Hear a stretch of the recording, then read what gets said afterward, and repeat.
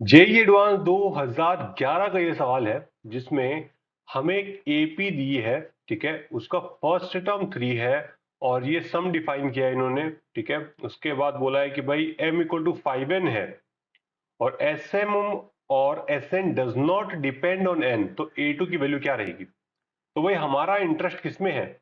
हमारा इंटरेस्ट है sm upon sn में। तो कितना आएगा भाई ये m/2 2a प्लस m-1d, यही तो आएगा सम m टर्म्स का। और n टर्म्स का सम क्या आएगा? n/2 2a plus n-1d। Correct है। अच्छा, 2 उड़ जाएगा और m की जगह मैं 5n भर दूं। 5n 2a plus 5n-1d। ठीक है, तो n upon 2a plus n-1d। सही है। अच्छा देख, n भी कट गया तो यहाँ कितना बचेगा? 10a plus 10a minus 5d। ठीक है, प्लस 25nd 25nd। करेक्ट। और नीचे कितना आएगा? 2a minus D. ठीक है, प्लस nd। अब क्वेश्चन वाला चाहता है कि भाई आपका जो ये सम का रेशियो है ना, ये n पे डिपेंड ना करे। तो देखो, n पे कब डिपेंड नहीं करेगा?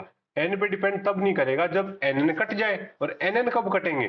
जब nn तब कटेंगे जब यहाँ पे ये वाला टर्म हो ही ना। तो इसका मतलब 10a माइनस 5d का टर्म अगर जीरो हो जाए, यानी कि d की वैल्यू कितनी हो जाए? d की वैल्यू हो जाए आपकी 2a, यानी कि 6 हो जाए, तो उस केस में nn कट जाएंगे और यहाँ पे आपके पास n पे डिपेंड नहीं करेगा। एक और पॉसिबिलिटी बनती है। क्या पॉसिबिलिटी बनती है? केस 2, कि भाई d इक्वल टू जीरो हो जाए। क्योंकि d इक्वल टू जीरो हो गया तो भाई भाई भाई भाई तो कोई मतलब ही नहीं रह जाएगा ना। d इक्वल टू जीरो हो गया तो 25nd खत्म हो जाएगा, है ना। तो दो केस बनते हैं। तो इसलिए यहाँ पे दिक्कत ये है कि आपके पास यूनिक आंसर आएगा ही नहीं। जब आपकी वैल्यू d की वैल्यू 6 होगी ना, जब d की वैल्यू 6 होगी तो यहाँ से आपकी a2 की वैल्यू कितनी आ जाएगी? 9। और जब d की वैल्यू 0 हो जाएगी तो a2 की वैल्यू कितनी आ जाएगी? 3। तो वैसे देखा जाए तो भाई आंसर तो यही होना चाहिए, है ना। क्योंकि आप नॉन कांस्टेंट एपी नहीं लेना चाहते, है ना, अवॉइड करना चाहते हैं। बट टेक्निकली देखा जाए तो एक और केस बनता है, तो इसलिए दो आंसर आते हैं।